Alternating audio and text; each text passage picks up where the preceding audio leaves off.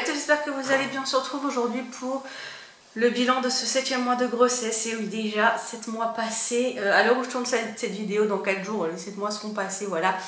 Mais vu que le chat va être en vacances, j'aurai pas le temps de filmer la vidéo, donc je vous la filme un petit peu en avance, un peu comme à chaque fois, je crois. Mais bref, donc voilà, la vidéo des 7 mois, c'est celle-ci. Je vais vous dire un petit peu les rendez-vous que j'ai eus, les symptômes que j'ai, le poids que j'ai pris, et c'est tout. Ce sera déjà pas mal. Donc en termes de rendez-vous purement médicaux, parce qu'il y en a eu 2, j'ai eu rendez-vous le 5 juillet avec le gynécologue, donc on a fait une écho comme d'habitude. Alors je ne sais pas si c'était l'écho du 3e trimestre ou pas, puisque à chaque fois il me fait quasiment une écho un petit peu poussée, où c'est qu'il regarde bien les organes de bébé, etc. Ça c'est à cause de mon anticoagulant Lupic. J'ai un suivi un petit peu plus poussé, voilà. Donc du coup il a tout regardé, tout allait bien. Bébé faisait, alors à 29 semaines plus un jour, il faisait 1,504 kg, voilà, 504 grammes, donc il est dans la courbe haute. C'est un beau bébé, voilà. Tout allait très bien, voilà, rien de particulier. Je me suis fait un petit peu disputer pour ma prise de poids, hein, voilà. Et je me suis un petit peu fait disputer parce que je ne porte pas mes bas de contention. Donc autant vous dire que depuis je les porte. Je les porte quasiment tous les jours sauf le dimanche. Parce que le dimanche c'est jour de lavage, donc du coup je ne les mets pas le dimanche. Je vous avoue qu'avec la chaleur, bon, je reste à l'intérieur, je ne sors pas énormément, donc ça reste supportable, mais voilà quoi. Je pense que c'est plus pratique de les porter en hiver que de les porter en été. Bref, il faut les mettre, hein, faut les mettre, je les mets. J'ai pas spécialement les jambes gonflées, j'ai pas spécialement mal aux jambes si je les mets pas, mais on m'a dit de les mettre, donc je les mets. On s'y fait, il reste pas énormément de temps, hein. Il reste 2 mois à peu près, un peu plus de 2 mois, grand max. Je pense qu'on va survivre. Sinon j'ai toujours mes piqûres à faire 1 fois par jour de Lovenox, hein, tout le temps. Vous verriez mes cuisses, quelqu'un qui ne me connaît pas dirait que je me drogue, hein. Voilà. J'ai des bleus partout, des piqûres partout, des trous de piqûres, enfin des bleus d'injection partout, enfin c'est génial. Et donc du coup j'ai vu suite à cet anticoagulant Lupic, je suis suivie depuis 2-3 mois par une médecin en médecine interne. Je ne savais pas que ça existait, ça s'appelle une interniste, mais je ne savais pas que ça existait, enfin bref. Et donc du coup c'est elle qui me suit et elle m'a appris avec ma plus grande joie que je vais devoir continuer ces piqûres d'anticoagulants encore 1 mois et demi après l'accouchement. Voilà, moi qui pensais fin septembre avoir fini avec les piqûres, et bien non. Et j'ai appris également que ça pouvait jouer sur plein d'autres choses. Donc je vais avoir un suivi tous les ans pour voir si ce lupus, en fait, pour l'instant, si vous préférez cette maladie, donc c'est une maladie auto-immune, c'est un lupus, hein, il y en a énormément. Ce lupus, pour l'instant, il est en sommeil. En fait, il ne me gêne pas dans ma vie de tous les jours. Il me gêne quand il y a une grossesse puisqu'il joue, mais il ne me gêne pas, il ne s'est pas déclaré dans la vie de tous les jours. Donc du coup, il faut surveiller qu'il ne se déclare pas et qu'il ne crée pas des dommages, voilà, qu'on pourrait éviter. Donc du coup, il y a plein de choses qu'il va falloir que je change pour éviter ceci. Et notamment, par exemple, elle m'a parlé de la contraception, parce que bon, on a mis du temps à avoir ce petit bout là, et j'ai pas envie dans 3 mois d'être à nouveau enceinte, vous voyez bien, enfin voilà, j'aimerais un petit peu de temps, profiter de mon bébé, etc. Donc du coup je réfléchissais moi personnellement à reprendre une contraception, et en fait sans lui en avoir parlé, elle m'a dit que ça pouvait, enfin que je ne pourrais pas prendre n'importe quelle contraception, donc je pense que la pilule je n'y aurais pas le droit. Puisque en fait cet anticoagulant Lupic peut provoquer des thromboses, des phlébites, des choses comme ça. Donc je pense que tout ce qui est à risque, en fait, je n'y ai pas le droit. Donc, du coup, il faudra que je voie avec ma gynéco ou celui qui me suit là pour la grossesse, qu'est-ce que je peux avoir comme contraceptif pour après, quoi. Et s'il n'y a rien qui me convient, ce sera préservatif. Et sinon, ce sera abstinence. Voilà. Donc du coup, je ne pensais pas que ça pouvait jouer sur d'autres aspects que sur la grossesse en elle-même. Je ne pensais pas que c'était aussi important, en fait. Voilà. Donc du coup, voilà un petit peu ce qu'il y a eu. Normalement, je la revois, enfin, peut-être. C'est pas sûr qu'elle veuille me revoir. Mais en tout cas, il faut que je l'appelle le 13 ou le 14 septembre, quelque chose comme ça, voilà. Pour faire le point sur ce qu'a décidé le gynéco pour l'accouchement, si on déclenche, si on déclenche pas, enfin comment ça se passera, ce qu'il a choisi. Bref, un peu tout ça. Et pareil, le jour c'est que j'accouche, il faut que je dise aux sages-femmes, si j'ai bien compris, de la prévenir comme quoi je suis arrivée et que voilà, il va falloir continuer le traitement, même à l'hôpital. Voilà, il faut que je vienne avec mon ordonnance, etc. Il faut que je pense à la prendre d'ailleurs dans la valise de maternité. Donc ça, c'était pour les rendez-vous médicaux. Après, j'ai eu d'autres rendez-vous. On a préparé, enfin, j'ai commencé les cours de préparation à l'accouchement avec une sage-femme libérale qui habite, je sais pas où elle habite, mais qui exerce pas très loin de chez moi, voilà, dans la ville à côté de chez moi. Je suis à 10-15 minutes, donc c'est parfait. Ça m'évite de faire 45 minutes de route pour des cours de préparation pour aller faire à l'hôpital. Alors, on a fait un premier sur quand il fallait partir à la maternité. On en a fait un sur le travail, le déroulement du travail, etc. Il y en avait un sur l'accouchement, mais j'ai pas pu y aller, donc ça je le rattraperai celui-là. Et j'en ai fait un, alors la relaxation, c'est le dernier que j'ai fait. C'est pas pour moi ce truc-là, non. Moi je nage là-dedans. En fait, je pense que j'ai tellement de pensées parasites que voilà. Ça m'a fait du bien, j'ai pu me détendre. Ça m'a détendu un petit peu quand même, hein. Ça m'a un petit peu détendu, mais de là à vraiment me mettre dans une bulle, non, mais ça m'a un petit peu détendu quand même. Donc j'essaierai le jour J, peut-être que. Après le reste, c'était intéressant. Je m'attendais peut-être à autre chose. En fait, je ne sais pas à quoi je m'attendais, mais je m'attendais peut-être à un peu mieux. Je sais pas, peut-être plus de choses, comme on voit dans les films, en fait, voilà, j'ai envie de vous dire. Mais sinon, c'était très intéressant. On a vu pas mal de comment le corps agissait, etc. Elle nous a montré des positions avec le ballon pour se détendre, etc. Pendant le travail, pour souffler, etc. Donc du coup, j'ai acheté un ballon. J'ai investi dans un ballon qui est d'ailleurs super bien, j'en ai fait hier soir. Et bon Dieu que ça m'a fait du bien. Donc voilà, j'ai investi dans un ballon. Elle nous a un petit peu montré la respiration. Bon, une fois, hein, c'était pas... Je sais pas, je m'attendais à vraiment... Après, c'est peut-être le contexte sanitaire qui fait que c'est aussi pas pareil. En tout cas, au cours de préparation, on est 3. Voilà, on est toujours les 3 mêmes.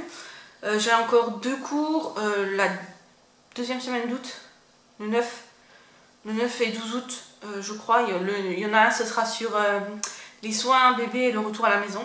Et le deuxième, ce sera sur l'allaitement. Voilà. Alors je suis pas pro allaitement ou pas allaitement du tout.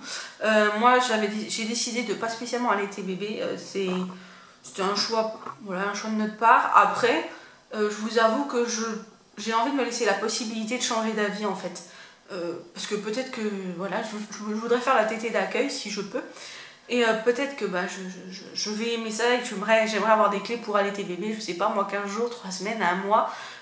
Voilà, peu importe le temps que ça durera, mais si j'ai envie de le faire, voilà, j'ai envie de me laisser les clés pour y arriver et pas me fermer la porte complètement. Même si à mon avis, je pense pas que ça soit fait pour moi ce genre de choses. Mais je me dis que le mois après la naissance de bébé, on va rester à la maison tous les 3.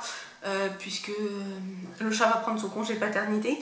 Et du coup, on sera à la maison, on va pas spécialement sortir. Donc je me dis pourquoi pas pendant 1 mois, voilà, allaiter bébé. On verra bien, on verra. Mais je ne dis pas oui, je ne dis pas non. Je ne ferme pas la porte, je me laisse la possibilité de changer d'avis. Et je pense que c'est plutôt pas mal de faire comme ça. Et du coup, je rattraperai le cours sur l'accouchement qui est quand même un des plus importants. Et c'est sur cette partie-là que j'ai le plus de questions à poser en fait. Et c'est ça qui est bien avec les cours de préparation à l'accouchement. Quand c'est le premier, après quand c'est qui a le deuxième, troisième, je suis pas sûre que ça soit très utile. Mais quand c'est le premier, en fait, c'est là qu'on peut poser toutes les questions qu'on veut. Et il n'y a pas de questions bêtes. Et ça permet vraiment de ressortir de là plus apaisé. Je dis pas moins stressé, mais plus apaisé. Voilà. Ensuite, qu'est-ce qu'il y a eu ce mois-ci ? En rendez-vous, c'est tout. En rendez-vous, c'est tout. Je sais que demain, je vais faire ma prise de sang plaquette RAI. La dernière fois. Loulou, c'est pas ici. C'est pas chez nous, c'est le tracteur dans la plaine. C'est le tracteur. Oui. Il est pipi là-bas. Et donc, oui, c'est bon. Donc je disais, oui, demain je vais faire ma prise de sang pour les plaquettes. Et avant mon rendez-vous du 10 avril, bien sûr, du 10 août, je vais aller refaire les RAI, les plaquettes et le test d'urine. J'ai pas demandé d'échantillon. Faudra peut-être que je demanderai demain. Parce que voilà, c'est ce que je dois faire tous les mois. Et c'est tout. Après maintenant on va passer aux symptômes. Donc les symptômes, enfin ce que j'ai eu ce mois-ci en symptômes, les remontées acides, c'est une horreur. Ce mois-ci ça a été assez hard, peu importe ce que je mangeais, ce que je buvais, c'est... Voilà. Ma gynéco m'avait prescrit, c'était à l'époque avant que je voie celui qui me suit à l'hôpital, du Gaviscon, c'était la visite du 4e mois.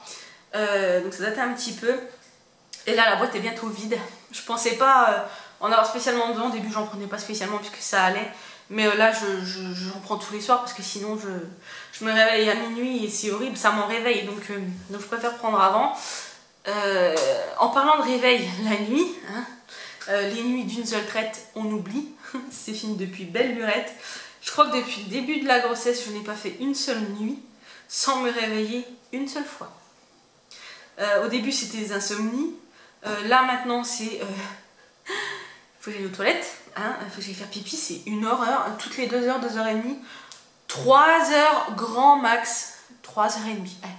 Entre 2 heures et 3 heures et demie. Voilà, faut que je me lève dans tous ces créneaux-là. Donc, voilà, imaginons, je m'endors à 9h30. Ben... Minuit et demi, je me réveille, puis ainsi de suite, puis ainsi de suite, puis ainsi de suite. Bon, ça va, j'ai jusqu'à peu près 4h du matin, je me rendors facilement. Là, ça fait 2 nuits de suite. Oui, 2 nuits de suite. À 4h, impossible de me réveiller. D'ailleurs, là, je suis fatiguée, je n'en peux plus.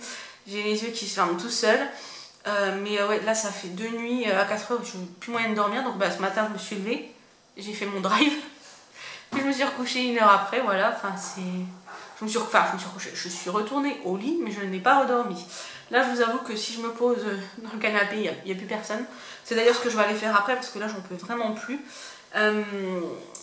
Donc du coup, ouais, c'est ça, les réveils pour aller faire pipi. La journée, c'est pareil, hein, que ce soit la nuit ou la journée. La journée, c'est un peu moins handicapant, parce que bah, voilà, je suis réveillée, donc je peux aller aux toilettes. Là où c'est un peu plus pénible, c'est par exemple...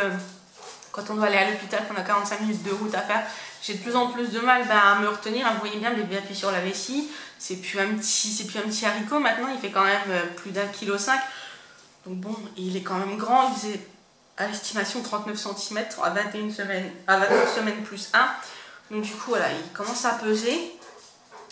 Autre symptôme, les hormones. Oh mon Dieu, les hormones. Alors la moindre contrariété, le moindre petit mot... Non mais qui ça suffit? Viens ici, ça suffit. Le moindre petit mot, le moindre petit... va chercher ton ananas. Donc je disais les hormones, la fatigue n'aidant pas, hein, la patience m'a un petit peu quitté ces derniers temps, hein, voilà. Mais ouais, les hormones, les montagnes russes, le moindre petit truc qu'on me dit... voilà, l'autre fois, enfin cette semaine, j'ai préparé la boîte à papa, enfin le sac à papa, et j'ai écrit la lettre pour le jour de l'accouchement de Néoucha. En écrivant la lettre, je me suis fait pleurer toute seule, enfin, les films, enfin bon, bref, vous voyez le truc, donc c'est sympathique, hein. Vous voyez, pareil, bah, la fatigue, même si maintenant le soir j'ai énormément de mal à m'endormir. Avant je tombais comme une masse, mais maintenant ça devient un peu compliqué. Pareil, les coups de bébé, en fait, quand le bébé bouge, c'est plus comme avant. Avant, c'était tout mignon, c'était tout joli, tout voilà. Maintenant, c'est un petit peu plus bourrin, c'est un peu plus douloureux. En fait, j'ai l'impression, comme je le sens bouger, il bouge beaucoup à gauche. En fait, il tape beaucoup à gauche. Et c'est très désagréable, parce qu'il me fait mal un petit peu. Donc du coup, voilà, bon, c'est rassurant hein, quand il bouge. Hein, je vous cache pas que je suis très rassurée quand je le sens bouger. Mais mon Dieu, je sais pas ce qu'il fait à l'intérieur, je pense que le loft ne lui convient pas, la déco, ça doit pas être à son goût, je ne sais pas, mais bref. Mais il va pas de maman quand il est réveillé et on le sait. Voilà, vous voyez, là je parle de lui, il s'est réveillé, et bien évidemment, quand il tape, bah, c'est pas que en haut ou que en bas, c'est les deux en même temps, donc dans la vessie, et vers mon estomac. Voilà. Mais sinon, ça reste tout aussi magique, hein, bien évidemment.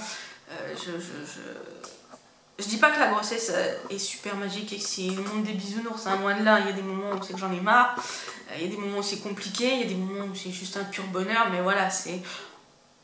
Si on peut ne pas y mettre enceinte, hein, c'est pas pour ça qu'on n'aimera pas son bébé, donc rassurez-vous.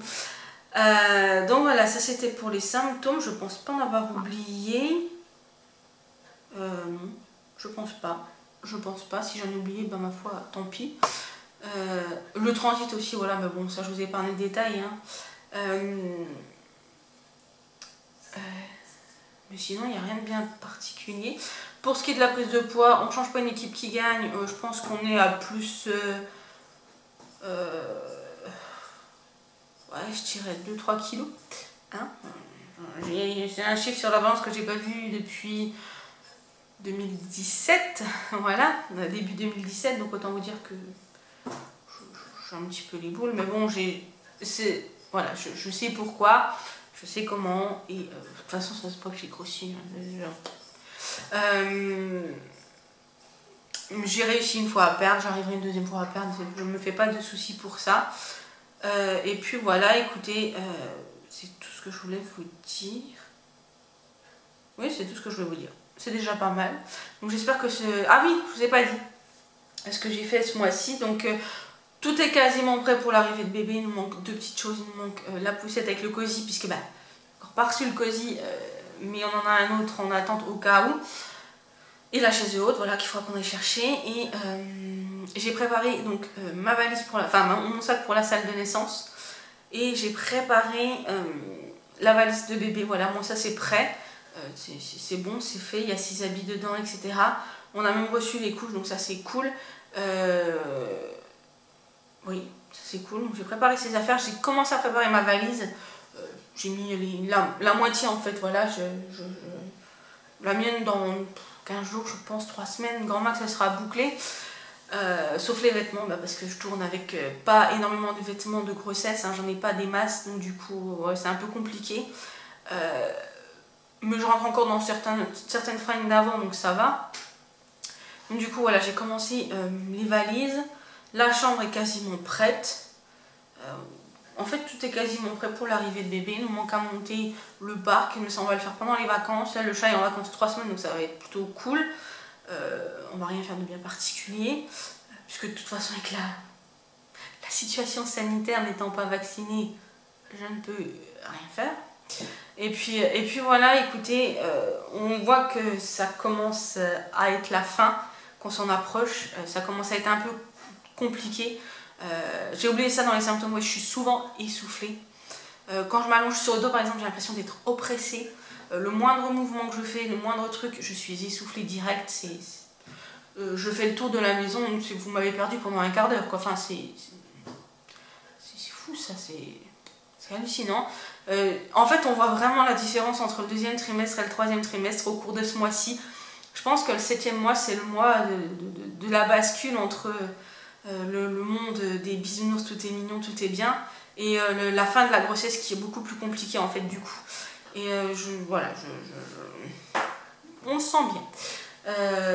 Heureusement qu'il ne fait pas trop chaud. Pour l'instant, je n'ai pas faim, je touche du bois, je touche du singe. Il n'y a pas la canicule, donc pour l'instant c'est très bien. Je sors le moins possible. L'après-midi, je mets le ventilo, je suis toujours en robe. Donc du coup, voilà, je mets des choses très légères et ça passe.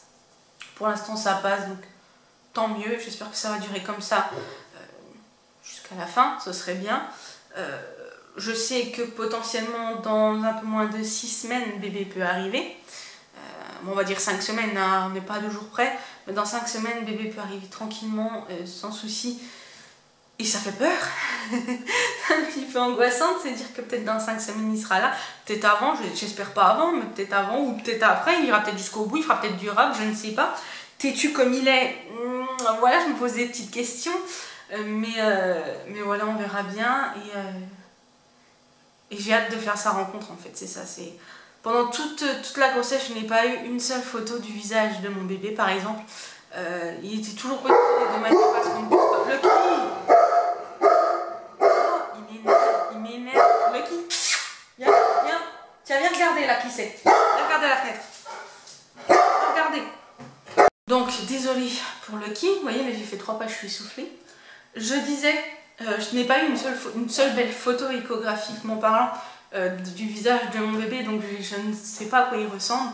À chaque fois il met son bras devant, il n'est pas bien positionné, ou voilà, donc du coup j'ai hâte de rencontrer pour voir sa petite bouille, voilà. Et puis voilà, bah écoutez, c'est tout ce que je voulais vous dire. Je vous fais des gros bisous, je vous dis à très bientôt pour une prochaine vidéo et surtout, prenez soin de vous. Bisous.